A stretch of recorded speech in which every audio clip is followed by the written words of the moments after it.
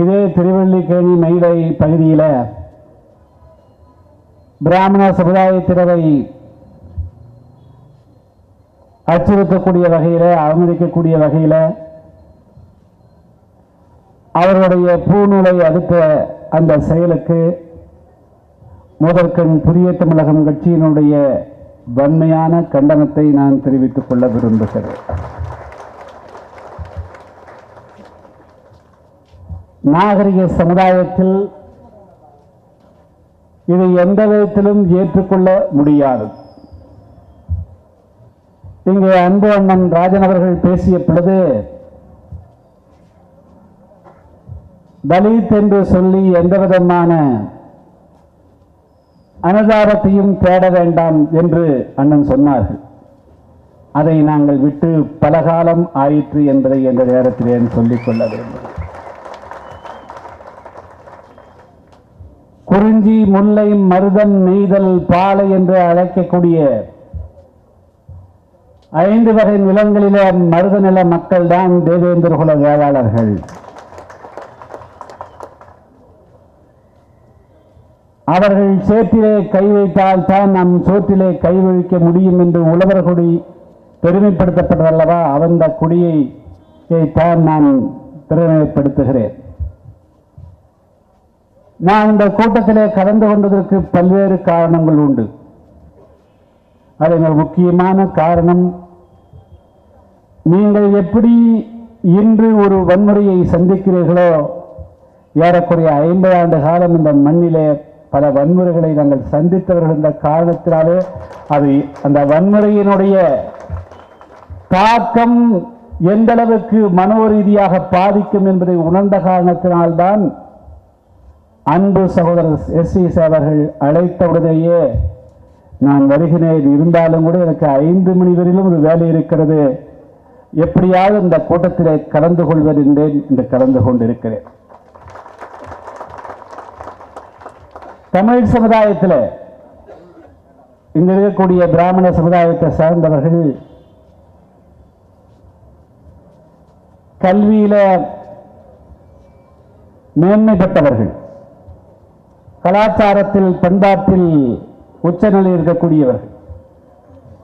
1957 தியாகி இமானுவேல் சேகருடைய காலத்திலே இருந்து கொடியங்குளம் நிகழ்ச்சி இப்பொழுது நடக்கக்கூடிய கௌரவ கொலைகள் வரையிலும் நாங்கள் பெற்ற இன்னர்களுக்கு இணையாக வேறு யாரும் இந்த துன்பங்களை அனுபவித்தே இல்லை. அந்த வகையில்தான் தான் இந்த தமிழ் மண்ணில நான் அரசியலுக்கு வந்த இந்த 40-45 ஆண்டு காலத்தில் தமிழகத்திலே மட்டுமல்ல, இந்தியாவுடைய எந்த மூலை முடக்கிலே, உலகத்தினுடைய எந்த மூலை முடக்கிலே, அது மொழி ரீதியாக, இன ரீதியாக, மத ரீதியாக, அது எப்படி எந்த இனம் எந்த விதமான ஒடுக்குமுறைக்கு ஆளானாலும் அவர்களுக்கு தெரிகிறதோ இல்லையோ என்னுடைய கருத்தை நான் பதிவு செய்திருக்கிறேன். இதே தமிழ் மண்ணில 1998 இஸ்லாமியர்களுக்கு ஆதரவாக சட்டமன்றத்தில் அதிகமாக குரல் கொடுத்தவன் நான். அதே போல மீனவர்களுக்காக குரல் கொடுத்ததை நண்பர்கள் அறிவார்கள். நெசவாளர்களுக்காக குரல் கொடுத்ததை நெசவாளர் மக்கள் அறிவார்கள். எல்லா சமுதாயம் எங்காவது ஒரு பாதிப்புக்கு ஆளான பொழுது நான் 96 முதல் 2002 சட்டமன்ற உறுப்பினராக இருந்த நேரத்திலும் சரி, 2011 2016 வரையிலும் சட்டமன்ற உறுப்பினராக இருந்த நேரத்திலும் சரி, அதிகமாக சட்டமன்றத்தில் மனித உரிமை மீறலை தட்டி கேட்டவன் நான் என்ற அடிப்படையில் தான் இந்த சட்டமன்றத்தில் நான் உறுப்பினராக இல்லாவிட்டாலும் கூட இந்த நாட்டிலே எண்ணிக்கையிலே குறைவு என்ற ஒரு காரணத்தினால், அரசியல் அதிகாரத்திலே உயர்ந்த நிலையிலே இல்லாத காரணத்தினால், உயர் அதிகாரிகள் அதிகமாக இல்லாத காரணத்தினால், அவர்கள் பெரியவர்களுக்கு மற்றவர்களை போல 1-2 உடனடியாக வம்புக்கு நிற்க மாட்டார்கள் என்ற அடிப்படையில் அவர்கள் மீது ஒரு வன்முறை ஏவப்படுகின்ற பொழுது முதலாளாக நாம் உங்களுக்கு நிற்க வேண்டும் என்ற அடிப்படையில் தான் நான் இந்த நேரத்தில் உங்களுக்கு குரல் கொடுக்க வந்திருக்கிறேன். நான் கேட்கிறேன், அதை ஏற்கனவே பல பேர் சொன்னார்கள். இது ஜனநாயக நாடா இல்லையா? இது நவநாயக நாடா இல்லையா? பாஜக கட்சியினுடைய தேசிய செயலன் ராஜா அவர்கள் ஒரு கருத்தை பதிவு செய்தார். அதில் பல எல்லோருக்கும் உடன்பாடு இருக்கார். மனித மாண்பு என்ன? ஒருவர் கருத்தை சொல்லிவிட்டு அந்த கருத்துக்கும் எனக்கும் தொடர்பில்லை என்று சொன்னாலோ அது அதற்காக வருத்தம் தெரிவித்தாலோ அதை விட்டுவிடுவதானே மாண்பாக இருந்துவிட வேண்டும். அவர் முகநூல், யார் பார்க்கிறார்கள் யார் பார்க்க மாட்டார்கள் என்பது கூட தெரியாது. வேண்டுமென்றால் இளைஞர்கள் ஊடகங்கள் அதை வேண்டும் என்று சொன்னால் பெரிய தலைவர்களுடைய ஊடகங்கள் முகநூலை தொடர்ந்து கண்காணிக்கக்கூடியவர்களுக்கு வேண்டும் என்று சொன்னால் அவர் அந்த முகநூலை பதிவு செய்த 5 நிமிடமோ 10 நிமிடமோ கண்ணுக்கப்பட்டிருக்கும். ஆனால் 99% மக்களுக்கு அது எப்படி தெரிய போகிறது? அதுவும் அந்த முகநூலில் நான் பதிவு செய்யவில்லை, அந்த முகநூலை கண்காணிக்கக்கூடிய என்னுடைய உதவியாளர் அந்த தவறை செய்துவிட்டார், அதற்காக நான் வருந்துகிறேன் என்று சொன்ன பிறகு நான் தமிழகத்தினுடைய திராவிட இயக்கத்தை சார்ந்தவர்கள் அந்த பெயரை வைத்திருக்கக்கூடியவர்கள் தொலைக்காட்சியிலே பேசியதையெல்லாம் பார்த்து என்ன நடக்கிறது என்று தெரியவில்லை. ஒரு தலைவர் பேசுகிறார், கழுத்து அறுக்க வேண்டும் என்று சொல்லுகிறார், காலை வெட்ட வேண்டும் என்று சொல்லுகிறார், கூறு போடுவது என்று சொல்லுகிறார். அவர்கள் ராஜாவை எதிர்க்க வேண்டும் என்பதற்காக அல்ல, அவர்கள் வேறு எதையோ மனதிலே வைத்து இந்த காரியத்தை செய்து கொண்டிருக்கிறார்கள். அதுதான் சொல்ல முடியும். யாரையோ எதிர்ப்பதற்கு துணிவில்லாமல் இங்கே சாடுகிறார். அவர்தான் தனக்கும் இருக்கும் தொடர்பில்லை என்று சொன்ன பிறகு அத்தோடு விட்டிருக்க வேண்டும். ஆளுங்கட்சியும் எதிர்கட்சியும் அவருக்கு துணையாக இருக்கக்கூடியவர்களும் போட்டி போட்டுக் கொண்டு ஊடகங்களில் என்ன பேசுகிறார்கள்? என்ன மாண்பது? இதுதானா தந்தை பெரியார் அவர்கள்? இதுதான் உங்களுடைய அண்ணா அவர்கள்? இதுதானா தமிழ் சமுதாயத்தை சேர்ந்த முன்னோர்கள் உங்களுக்கு வகுத்துக் கொடுத்த பண்பாடு? இது ராஜா சொன்னால் ராஜாவை வீட்டுக்கு சென்று அவரை சந்தித்திருக்க வேண்டும். அதற்கு நிச்சயமாக தைரியம் கிடையாது. ஆனால் காலையில மாலையில மயிலாப்பூரில் இருந்தும் திருவெண்ணிக்கோணியில இருந்தும் தங்களுடைய பணி நிமித்தமாகவோ அல்லது வழிபாட்டிற்காகவோ செல்லக்கூடிய ஒரு அப்பாவி ஏழை எளிய ஒரு பிராமண சகோதர பெரியவரை நிறுத்தி அவருடைய பூநூலை அறுப்பது என்ன, அவர்களுக்கு நீங்கள் காயப்படுத்துவதற்கும் என்ன வித்தியாசம் இருக்கிறது? எந்த விதத்தில் ஏற்றுக்கொள்ள முடியும்? இது ஏற்றுக்கொள்ளக்கூடாது. இன்னும் சொல்ல போனால் தமிழ்நாடு அரசு அவர்கள் மீது கடுமையான எச்சரிக்கையை கொடுத்திருக்க வேண்டும். உண்மையிலேயே கொடுத்திருக்க வேண்டும். ஆனால் அதுக்கு அவர்கள் செய்யவில்லை. இன்னும் கூட திராவிட கழகத்தினுடைய தலைவர் ஆசிரியர் வீரமணி அவர்களை இதை கண்டித்திருந்தால் இன்னும் சிறப்புடையதாக இருந்திருக்க முடியும். ராஜா அவர்கள் பாரதிய ஜனதா கட்சியினுடைய தேசிய செயலாளர், அவருக்கும் திருவள்ளுவருக்கு மயிலாப்பூர் இருக்கக்கூடிய சாதாரண ஒரு பிராமண சமுதாயத்தை சேர்ந்தவருக்கும் என்ன சம்பந்தம்? இது ஒரு ஜாதிய கலவரத்தை தூண்டுவதாகாதா? நான் கேட்கிறேன். தமிழகத்தில் நீங்கள் திராவிடத்தின் பெயராலே ஜாதி ஒழிய வேண்டும் என்று சொன்னீர்கள். 1957 ராமநாதபுரம் மாவட்டம் முதுகுளத்தூரில் எவ்வளவு பெரிய சாதி கலவரம் நடந்தது. 1980-81 திருநெல்வேலி மாவட்டம் தென்காசியில் இருக்கக்கூடிய மீனாட்சிபுரத்திலே சாதி கலவரம் எவ்வளவு நடந்தது? அவர்கள் மதமாறி போனார்களே. 89 போடி மீனாட்சிபுரத்திலே கலவரம் ஏற்பட்டது. 92 இருந்து 2004 வரையிலும் 10 ஆண்டு காலத்துக்கு மேலாக தென் மாவட்டங்களில் பற்றி எறிந்தது. யார் ஆட்சி செய்து கொண்டிருந்தார்கள் தமிழகத்தை? நீங்கள் தானே என்று ஆட்சி செய்து கொண்டிருக்கிறீர்கள். அப்பொழுதெல்லாம் இந்த தேவேந்திர சமுதாயம், ஆதிராவிட சமுதாயம், மீனவ சமுதாயம் திராவிடத்தை ஒரு தொடர்பற்றவர்களாக இருந்தோமா? எங்களுக்கு எதிராக நடந்த வன்முறைகளை தடுப்பதற்கு எத்தனை திராவிட இயக்கத்தை சேர்ந்தவர்கள் நீங்கள் உங்களுடைய உயிரை கொடுக்க முன் வந்தீர்கள்? இன்று நீங்கள் என்றோ ஒரு காலத்தில் வரலாற்றில் ஒரு சமுதாயம் மேலே இருந்தது என்ற ஒரே காரணத்தை வைத்து நான் அதை கூட பலமுறை நானும் திராவிட இயக்கத்தில் இருந்திருக்கிறேன் சொல்லுகிறேன். மருத்துவக் கல்லூரி மாணவராக இருந்த காலத்திலே இருந்து அப்புறம் திராவிட இயக்கத்தினுடைய நண்பர்கள் எல்லாம் இடத்திலே வருவார்கள். நீங்கள் திராவிட இயக்கத்தின் ஆதிக்கம், பிராமண ஆதிக்கம் என்று சொல்லுவீர்கள். எந்த இடத்திலே அவர் நம் மீது ஆதிக்கம் செலுத்துவார்கள்? ஒரு இடத்திலே கூட எங்களால் காண முடியவில்லையே. திருநெல்வேலியில பிராமணர்கள் ஆதிக்கத்தை நாம் பார்க்கல, தூத்துக்குடியில பார்க்கல, மதுரையில் பார்க்கல, விழுப்புரத்தில் பார்க்கல, திண்டிவனத்தில் பார்க்கல, திருவண்ணாமலையில் பார்க்கல, எங்கேயும் பார்க்கல. நீங்க இல்லாத ஒன்றை சொல்லி சொல்லி தமிழ் சமுதாயத்தை நீங்கள் வேறு திசைக்கு திருப்புறீர்கள் என்று சொன்னார். அவரோடு பலகாலம் வாதாடியது உண்டு. இப்படியோ எப்படியோ தமிழ் சமுதாயத்தை ஒரு குறிப்பிட்ட சமுதாயத்தை மட்டுமே எதிரியாக பாவித்து காண்பித்து கடந்த 50 ஆண்டு காலம் அவர்கள் ஆட்சியிலே அமர்வதற்குத்தான் பயன்பெற்றிருக்கிறதே தவிர தமிழ் சமுதாயத்தை ஒன்றுபட்ட சமுதாயமாக மாற்றுவதற்கு அந்த தத்துவம் உபயோகமே இல்லை என்பதை நான் தெளிவுபடுத்த விரும்புகிறேன்.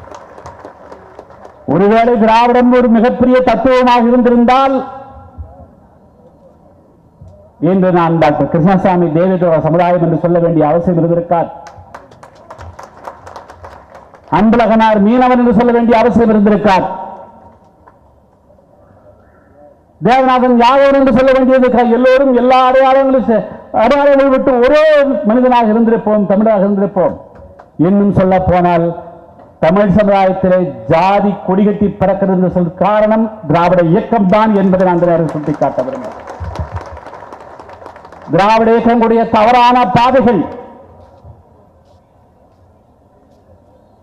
அவருடைய தவறான அணுகுமுறைகள் தமிழ் சமுதாயத்தை இன்று கூடாக்கி இருக்கிறது.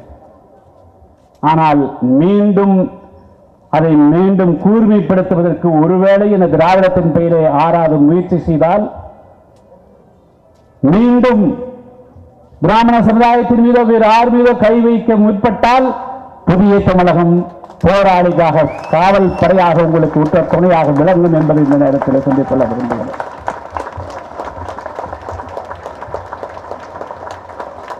அதை அனுமதிக்க மாட்டோம், அனுமதிக்க கூடாது. அப்புறம் ஏற்றுக்கொள்ள முடியும்.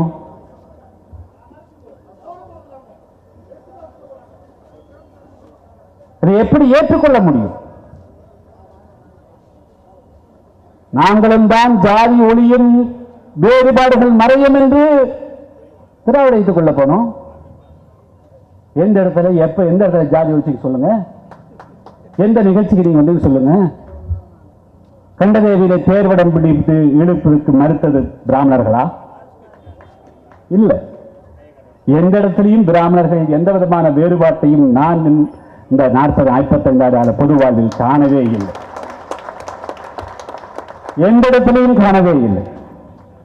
இன்னும் சொல்ல போனால் எங்கே பிராமணர்கள் அர்ச்சகர்களாக இல்லையோ, எங்கே பிராமணர்கள் குருக்களாக இல்லையோ, அந்த சிறு கோயில்கள் தான் அதிகமான வேறுபாடுகள் காட்டப்படுகின்றன என்பதை நான் தெளிவுபடுத்த விரும்புகிறேன்.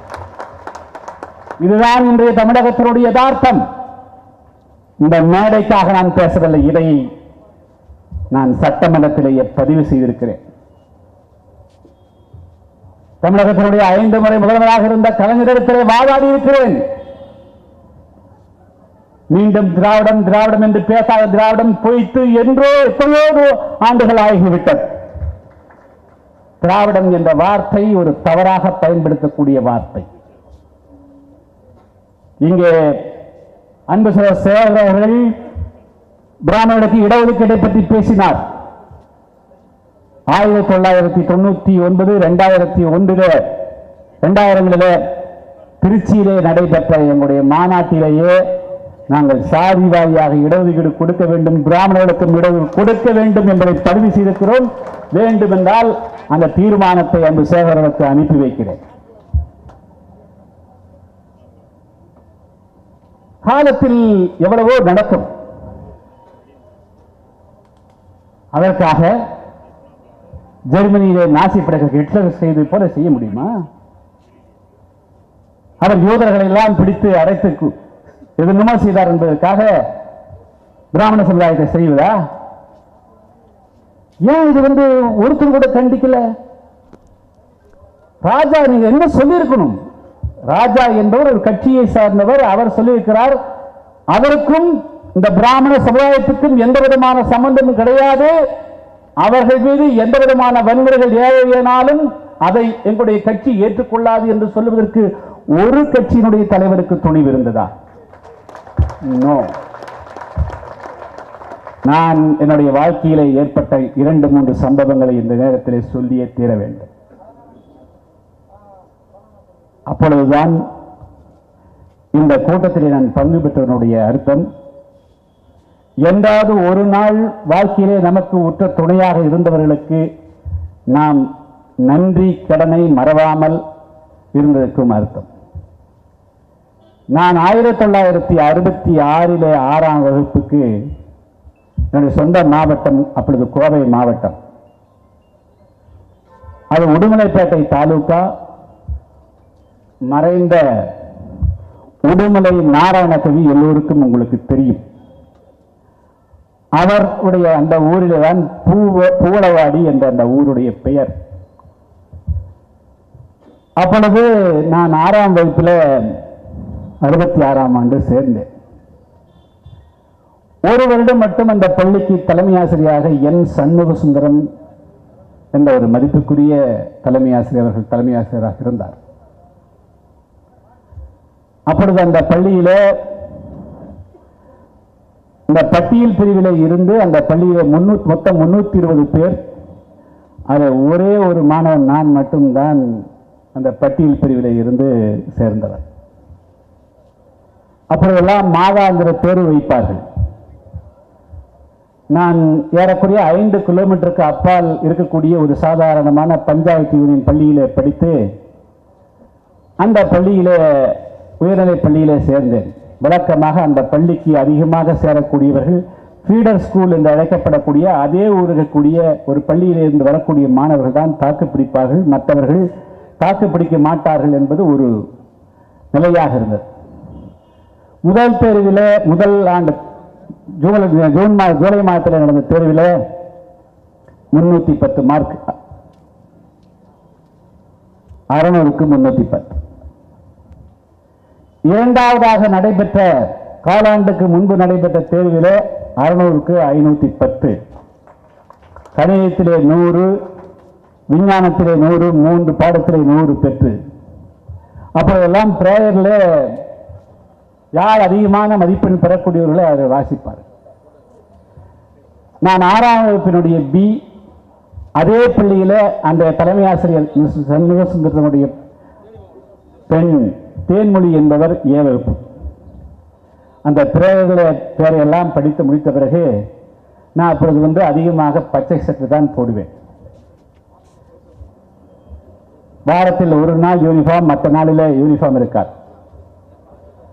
அப்பொழுது அவருடைய தனியாக அறைக்கு கூப்பிட்டு அந்த பெண்ணையும் என்னையும் வைத்து ஒரு கிராமத்தில் இருந்து வரக்கூடிய ஏழை மாணவர் இவ்வளவு மார்க் வாங்கிக்கிறார் என்று ஒவ்வொரு பேப்பராக படித்து, நீ ஏன் இவ்வளவு வாங்கினாய் என்று அவருடைய பெண்ணை, அவருடைய மகளை வைத்து என்னையும் ஒப்பிட்டு அவர் பேசியதை என்னால் மறக்க முடியாது.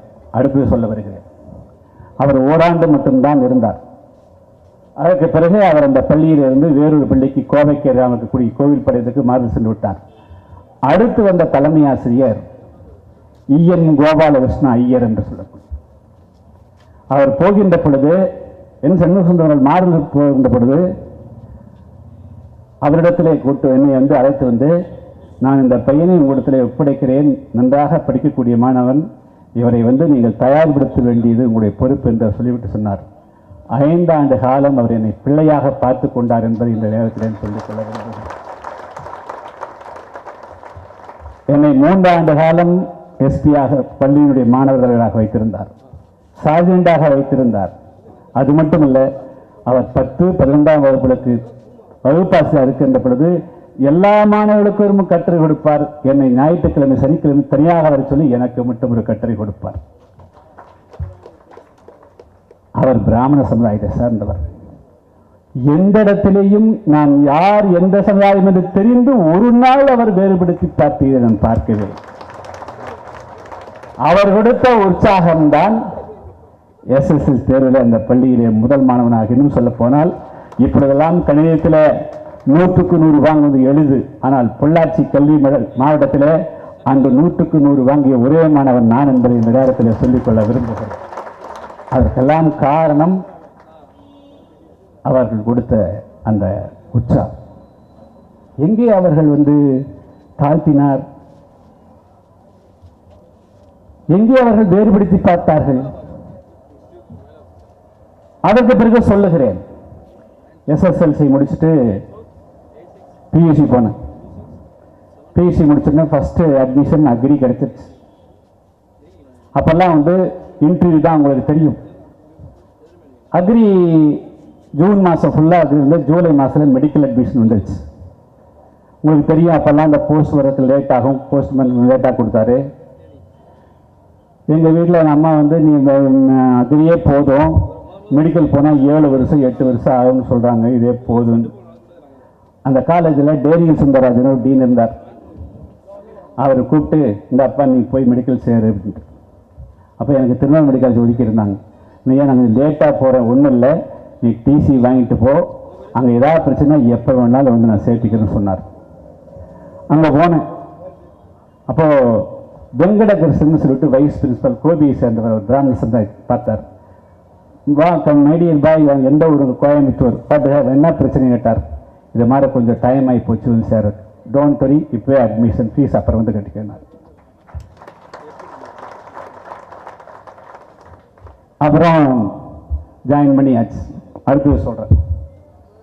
76 உங்களுக்கு தெரியும். அப்போ மிஸ்ஸா, நான் அப்போ கொஞ்சம் மிலிட்டண்ட்டாக இருப்பேன், கொஞ்சம் முற்போக்கான கருத்து. அதில் மிஸ்ஸாவில் 9 மாதம் உள்ள போட்டாங்க. இப்போ தெரியும் உங்களுக்கு அட்டண்டன்ஸ் எல்லாம் எவ்வளோ பெரிய பிரச்சனை. அப்போ ஃபைனல் இயர் வெளியே வந்தோடனே அடுத்தது 15 நாளில் எக்ஸாம். அப்போ எனக்கு ஃபைனல் இயருக்கு வாத்தியார் ஆர் சுப்பிரமணியன் ஒரு பிராமன். அவர் எனக்கு ரொம்ப பிடிக்கும். என்ன கிருஷ்ணசாமின்னு இது மாதிரி ஒன்று ஒரே தான் பிரின்சிபல் கூப்பிட்டாரு. அங்கே வைஸ் சான்சலர் பேசுனாங்க. 1079 ஏன்னு ஒரு இடம் நம்பரை கொடுத்தாங்க. எக்ஸாம் எழுத சொன்னாங்க. ஒரே ஷாட்டில் பாஸ் பண்ணிட்டு வந்தேன். பள்ளிக்கல்வியிலிருந்து கல்லூரி வரையிலும் எந்த இடத்துலையும் நான் சாதாரண மாணவராக இருந்திருக்கிறேன், போராட்டத்துக்கு போயிருக்கிறேன், புரட்சி பண்ணிக்கிறேன். ஒன்றும் வேறுபாடு காமிச்சுக்கலாமே. அந்த அளவுக்கு இந்த சமுதாயத்தில் கல்வியை கொடுப்பதற்கு ஏற்றத்தாழ்வு வராமல் கீழே இருக்கக்கூடியவர்களை கைதூக்கி விட வேண்டும் என்று எண்ணக்கூடிய ஒரு சமுதாயத்தை சேர்ந்தவர்கள் தான் பிராமண சமுதாயத்தை சார்ந்தவர்கள். ஆனால் திட்டமிட்டு ஒரு கற்பனையாக ஒரு தத்துவத்தை உருவாக்கி பிராமணர்கள் தான் ஒட்டுமொத்த சமுதாயத்துக்கு எதிரி என்று சொல்வது எந்த விதத்திலேயும் இனிமேலும் ஏற்றுக்கொள்ளக்கூடிய தத்துவம் அல்ல. அந்த தத்துவத்தை உடைத்தெறிய வேண்டும். அதற்காக புதிய தமிழகம் என்றும் துணை நிற்கும் என்பதை இந்த நேரத்தில் நான் சொல்லிக்கொள்ள விரும்புகிறேன். திராவிடத்தின் பெயரால் பிராமண சமுதாயத்திற்கு வரக்கூடிய காலகட்டங்களில் எந்த பாதிப்பு வந்தாலும் முதல்வராக டாக்டர் கிருஷ்ணசாமியின் புதிய தமிழகம் உங்களுக்கு துணை நிற்கும் என்பதை சுட்டிக்காட்டி, இனிமேல் இதுபோன்ற சம்பவம் தமிழகத்தில் எந்த இடத்திலும் நடக்காத வகையிலே தமிழ்நாடு அரசு நடவடிக்கை எடுக்க வேண்டும். திராவிடத்தின் பெயரால் கட்சி நடத்தக்கூடியவர்கள் தங்களுடைய தொண்டர்களையும் நவநாயகத்துக்கு ஏற்ப அரசியலை சொல்லிக் கொடுக்க வேண்டும் என்று கேட்டுக்கொண்டு இந்த அரிய நிகழ்ச்சியை ஏற்பாடு செய்த அன்பு சகோதரர் SV சேகர் அவர்களுக்கு நன்றி கூறி, என்றென்றும் பிராமண சமுதாயத்திற்கு புதிய தமிழகம் தேவேந்திர மக்களும் என்றும் ஒத்த துணையாக இருப்போம். தேவேந்திர சமுதாயம் இப்படி பட்டியலிருந்து வெளியேற வேண்டும் என்று ஒரு மிகப்பெரிய லட்சியத்தை, அதாவது எஸ்சி பட்டியலிருந்து வெளியேற வேண்டிய ஒரு மிகப்பெரிய லட்சியத்தை எடுத்து நாங்கள் போராடி கொண்டிருக்கிறோம். மே மாதம் 6ஆம் தேதி விருதுநகரில் ஒரு மிகப்பெரிய மாநாட்டையும் ஏற்பாடு செய்திருக்கிறோம். பல பேர் கேட்டார்கள், எல்லோரும் எஸ்சி பட்டியலுக்கு போக வேண்டும் என்று சொல்லுகிறார்கள், நீங்கள் ஏன் எஸ்சி பட்டியலில் வெளியேற வேண்டும் என்று சொல்கிறோம். அது அந்த இழிவும் எங்களுக்கு வேண்டாம், சலுகையும் வேண்டாம், உரிமைதான் எங்களுக்கு வேண்டும், மரியாதைதான் எங்களுக்கு வேண்டும். இந்த மண்ணினுடைய மூத்த குடிமக்கள் நாங்கள் என்பதை இந்த நிலைநாட்டுவதற்காக நாங்கள் பட்டியலிருந்து வெளியேற வேண்டும் என்று நாங்கள் குரல் கொடுத்து கொண்டிருக்கிறோம். அந்த வகையிலே இந்த நாட்டில் இருக்கக்கூடிய அனைத்து சமுதாய மக்களும் தமிழராக, இந்தியராக அடையாளப்படுத்தப்பட வேண்டும் என்பதுதான் ஒற்றை கோரிக்கையாக, ஒற்றை லட்சியமாக நம்முடைய லட்சியமாக இருக்க வேண்டும் என்ற அடிப்படையிலே என்றும் புதிய தமிழகம் உங்களுக்கு கூட்ட துணையாக இருக்கும் என்பதை கூறி விடைபெறுகிறேன். நன்றி, வணக்கம்.